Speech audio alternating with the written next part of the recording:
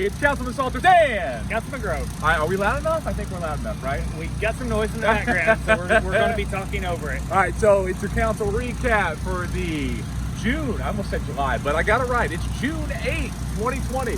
Quite a bit on the agenda for today. Yeah, long meeting. Long meeting. But, hey, well, I don't know. I mean, we've been doing this kind of regularly, so that's a good thing. So we'll go through what we had. We had something for the cemetery, donation to the cemetery. We had a grant that we went over, which was for small businesses. We had a business update. We had Back on Track Indiana update. Pantheon came and talked to us. And then we had a question about our sirens, which is kind of a countywide thing. But and a question on the street.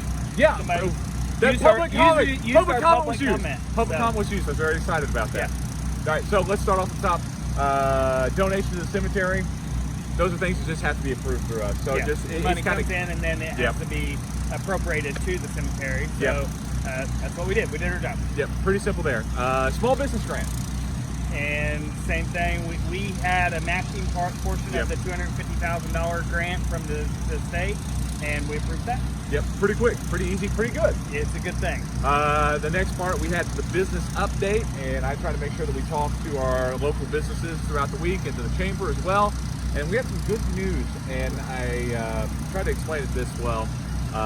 What we had is 2 businesses we know of that have closed during this time period. And you might say, that's not good news, but when you compare it to the surrounding area and what you've had because of all those closures and regulations put in place, we are in an amazing spot. And we also had, I think, 7 new members, or are there in the process of applying to the chamber? So, which is a good sign, which means the business is doing well.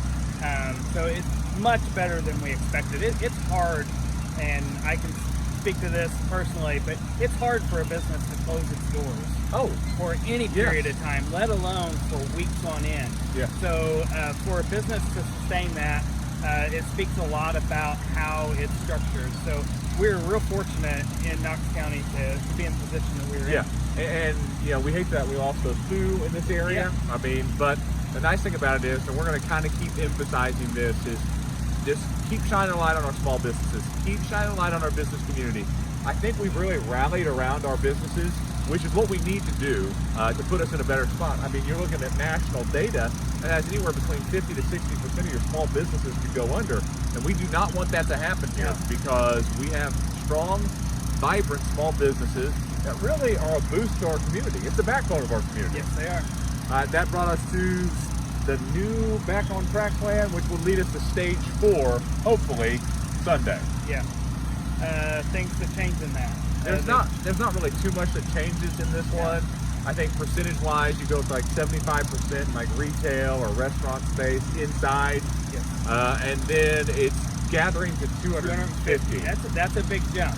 Another thing that changes in that is we can do live entertainment, which makes a big difference for us out here. Yeah, that's big for the food trucks, which happens, which is where we're at. That's the noise in the background. So those are the big changes. The key thing is, and I encourage people to watch as well, the governor gives an update every Monday, Wednesday, Friday.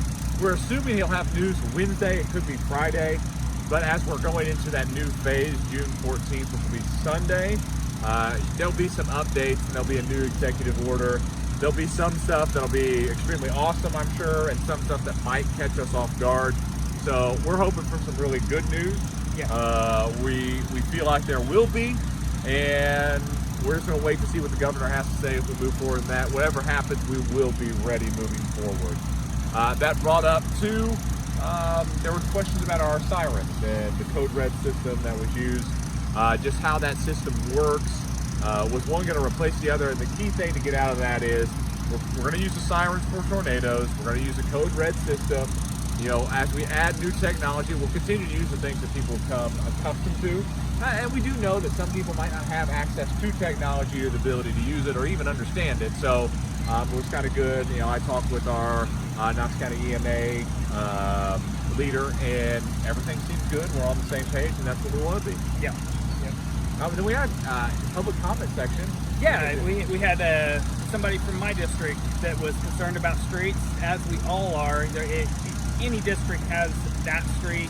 I happen to live on that street. So she asked if she could come and speak, and everybody is always welcome.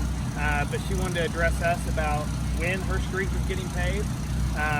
And we answered to the best of our ability, and she was also invited to come back and talk with the engineer and the mayor themselves to see actually what the plan is for that area. So I felt it was very productive.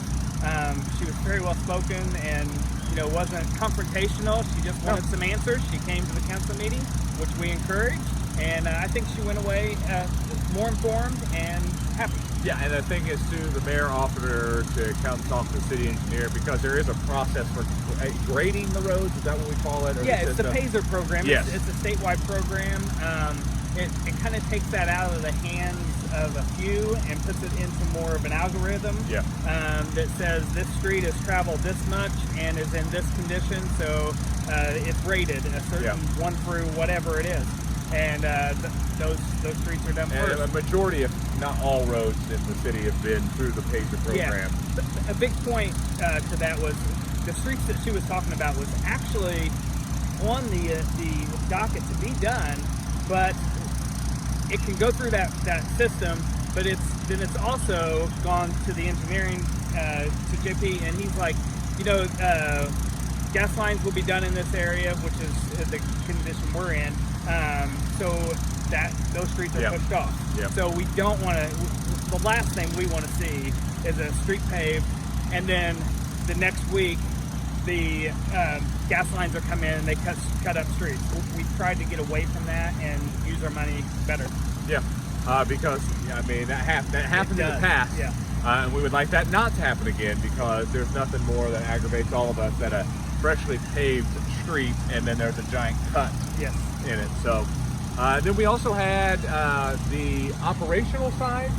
Is that right? The operational side, the Pantheon came and talked to us tonight. Pantheon Operation Board, actually almost the entire board came in support of Nicole, which gave a great presentation on the progress and the mission, the goals of the Pantheon. It's a really good, informative presentation, so encourage everybody to go on the Facebook and they can watch and listen to Nicole's presentation. Drew Garrison also came and gave he's the Ag Tech Committee chair, and he's also going to be the president of the Operation Board coming up. So he gave also a good presentation. Yeah. Other than that, we got a lot of stuff done. A lot of positive things happen, and we look forward to our next meeting. I know that there'll be some things that'll be on the docket. There'll be a couple committee meetings coming up, but they'll present that information by the next time we have a meeting. But things are looking good. I know that there are some frustrations out there. I know that some people are upset with some closings. The key thing that I try to hit on is we've got a lot of things to be positive about. There's a lot of great things that are happening in our city. Things are starting to open up, and compared to other areas around us, we are in a fantastic spot. Specifically here in southern Indiana, specifically in Indiana, and if you compare that to the rest of the Midwest, we are in a really good spot. Eventually we're going to get to that spot where we get back to normal, not just a new normal, but normal, and I know a lot of people want to get to that spot. I'm excited about it. I'm excited that there's a lot of things that are happening in the city. And I just kind of look forward to getting to that spot. Yeah. So, other than that, that will be our June 8th update, and we will be back here in 2 weeks, which I think is the 22nd. It's the 22nd. It's 2 weeks from the day. 2 weeks from the day. Yeah. Thank you, Councilman Crowe. So it'll be the 22nd. So we will see you then. See ya.